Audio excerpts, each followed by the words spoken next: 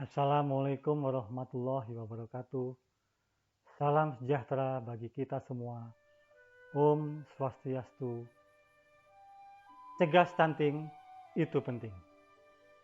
Teman-teman pegiat sanitasi yang saya muliakan, pada kesempatan ini izinkan saya untuk menyampaikan tutorial bagaimana cara mengisi form aksi 1 analisis situasi yang ada di web monitoring. Pada dasarnya, file-file yang ada di form aksi 1 analisis situasi ini ada beberapa file, yaitu file master ansheet tool yang terdiri dari form data stunting, form data cakupan layanan, form proses 1 dan 2, form data supply, form pemetaan program, dan tabel definisi indikator. Kemudian ada juga form 1.1 berupa rekomendasi daftar lokasi prioritas, form 1.2 daftar intervensi, form 1.3 hasil identifikasi kendala, form 1.4 rekomendasi hasil analisis situasi. Pada form aksi 1 analisis situasi ini, tutorialnya akan terbagi menjadi 3, yaitu pengenalan form di master ansheet, kemudian tutorial kedua simulasi form pengisian form, yang ketiga pengisian form 1.1 sampai dengan 1.4. Kita ke tutorial pertama, yaitu bagaimana kita mengenal form yang ada di master ansheet. Di master ansheet tools ada namanya form data stunting. Form data stunting ini berfungsi untuk merekapitulasi data jumlah balita stunting per desa kelurahan sampai dengan tahun sebelumnya. Data ini bersumber dari EPPGM atau dari hasil bulan penimbangan balita. Penanggung jawab pengisian form ini adalah Dinas Kesehatan.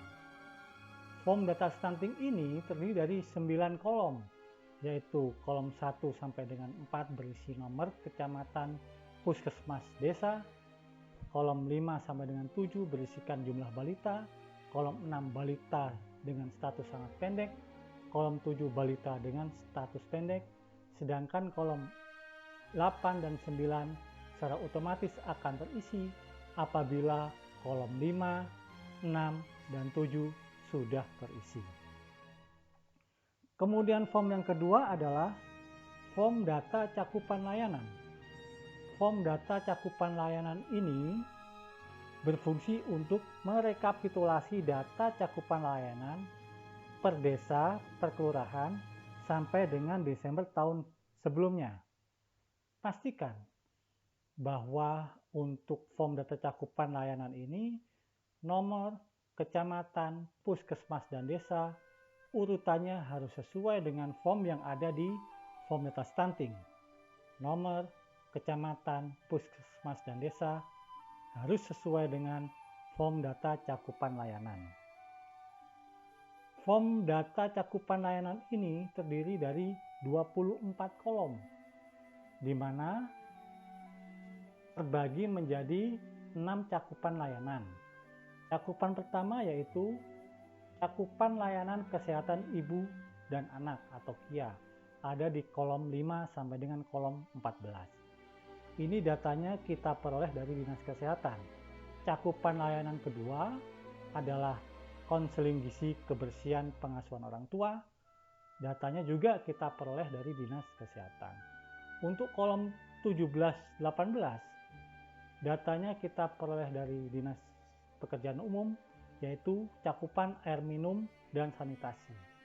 Kemudian pelayanan yang keempat adalah pendidikan anak usia dini, yang kita tulis di kolom nomor 19 dan 20.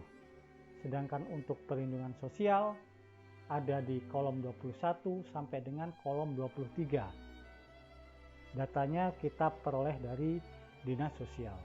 Kolom terakhir, kolom ketahanan pangan, cakupan penerapan KRPL.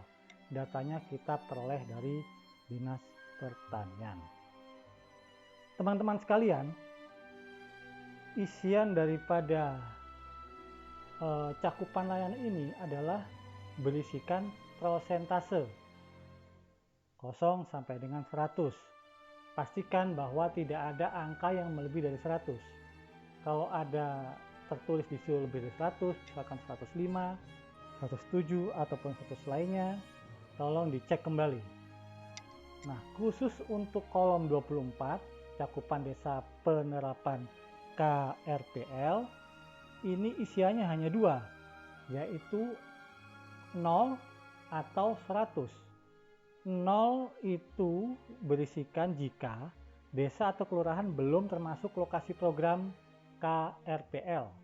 Sedangkan 100 jika desa atau kelurahan pernah termasuk lokasi program kawasan KRPL, kawasan rumah pangan lestari. Nah, itu untuk cakupan data layanan. Kemudian di sini ada form definisi indikator. Ini sebagai rujukan kita bagaimana kita mendefinisikan indikator yang ada di form data cakupan layanan. Ini ada indikator cakupan layanan, kemudian definisi operasional, kemudian ada numerator. Numerator ini bisa dibilang sebagai pembilang, sedangkan denominator bisa dibilang sebagai penyebut, dan sebelah kanan adalah sumber datanya kita peroleh dari mana. Teman-teman yang saya muliakan, form selanjutnya itu form proses 1 dan proses 2. Proses 1 dan proses 2 ini nantinya akan secara otomatis akan terisi apabila kita sudah mengisi form data stunting dan form data cakupan layanan. Nanti secara otomatis akan bisa mengisi form proses 1 dan form proses 2.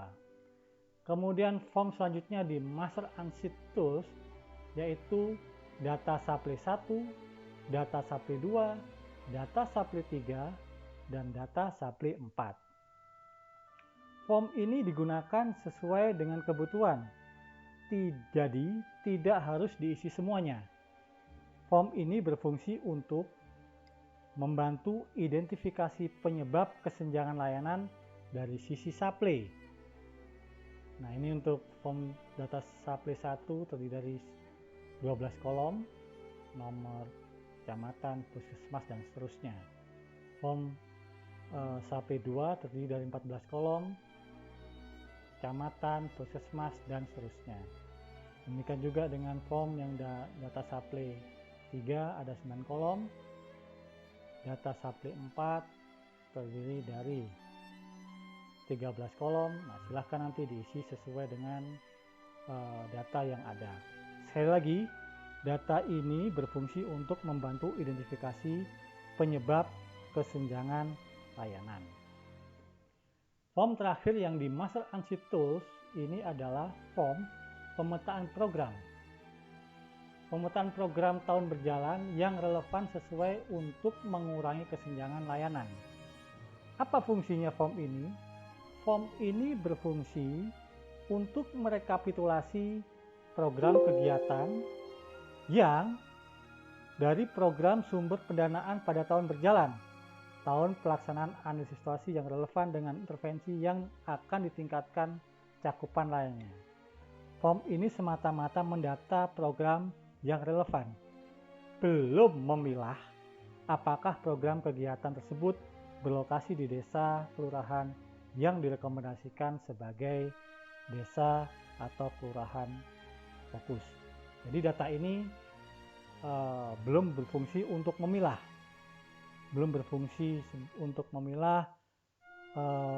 apakah program kegiatan tersebut berlokasi di desa atau kelurahan fokus. Ini nomor yaitu berisikan nomor urut, kemudian yang kedua yaitu nama program atau kolom 5 nama program, ini diisikan dengan program yang relevan. Kemudian nama kegiatan diisikan dengan kegiatan yang ditandai dengan dari program tersebut yang relevan. Kemudian indikator keluaran diisikan dengan keluaran kegiatan yang telah ditandai. Kemudian target keluarannya adalah nilai atau jumlah output, kemudian satuan kegiatan, ini target lokasi kegiatan, anggaran, sumber dana, dan pelaksana. Baik, teman-teman sekalian, itu adalah form-form yang ada di Master Ansip Tools yang ada di aksi 1 web monitoring. Mudah-mudahan bermanfaat. Sampai ketemu di tutorial berikutnya, yaitu kita akan menjelaskan bagaimana kita mensimulasi form-form di Master Ansip Tools. Sekian dari saya. Cegah stunting itu penting. Wassalamualaikum warahmatullahi wabarakatuh.